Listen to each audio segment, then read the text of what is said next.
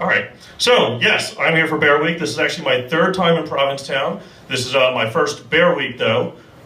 Just some funny things that I love about Provincetown. I think it's one of the most cutest towns in the nation. It's actually exactly like the little town that Robin Williams rose up to at the beginning of Popeye. And if you don't get that reference, you should watch that movie, get the reference, and then find me to apologize for making you watch that movie. It is not good. But it's an adorable town. But here's one thing I don't get about all of you in this town. Most of you are not from here, and most of you do know what cars are. You understand how they're used, why they're used, that they exist. But the moment you step foot onto Commercial Street, you hate them. It's like a militant Amish group walking down the street. I don't understand. It's like the largest sidewalk in America is Commercial Street. It's in the name, street. And yet, God forbid, you need to move from the dead center of the road to let a car through that's only going 2 miles an hour, one way, because that's all it's allowed to do. You just have this look of, why are you here, car? On a street, how dare you?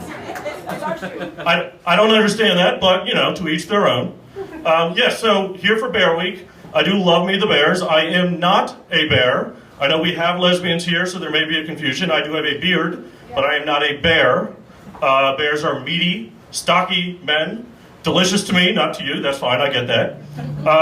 Not being a bear on Bear Week is not always fun, as you may find out as you're here. One thing I do like is compliments. I am a person and a gay person, so I have my insecurities, and I like compliments. So, in order to get a compliment, maybe a turn of a head or so at Bear Week, I'll give all of you this suggestion, if you're not a bear this week, a little ranch behind the ears. And now hear me out. Obviously, your first guess is going to be, why wouldn't you use bacon or steak or even mac and cheese? 2 reasons. 1, I ate all of that shit and I don't have it to use. And 2, bears use ranch like a condiment. I mean, it just goes on everything. So what you do, a little bit behind the ear, you walk by, they get a whiff, they turn their head, they don't know why they're looking, but they know they want to lick. So for me, this is a good thing. So one thing I do love about Provincetown, though, it is very, very pet friendly. I absolutely love that. The best accessory you can have in Provincetown is a dog. Not this week. This week it's a bear. But I have pets. Does anybody else here have pets? Am I alone? You have pets? All right. Good for you. Mine are evil. Sad. I have dogs and cats, and the cats actually terrify me. Quick backstory on this. My partner and I rescued a kitten at little 4-week-old kitten in a little lesbian town. This is a true story. A lesbian found it under a bush, so a lesbian found a pussy under a bush. That's a true story. We took that cat in, we raised it as our own. We did not judge it. And at about 6 months old, she decided to get pregnant and have kittens. Now, some may call this bad parenting. Some would just say that having kittens is an American epidemic and wait for the MTV reality show. I am not one to judge, especially when it comes to myself. So we just let it happen. We had the kittens, and then, like any happy Manson family starts out, these Damien-esque kittens decided to start playing with bugs. And the mother would do it in the very classic way. She would go out the cat door, bring in bugs for the kids to play with. We thought this was cute. This was a bad idea because it escalated.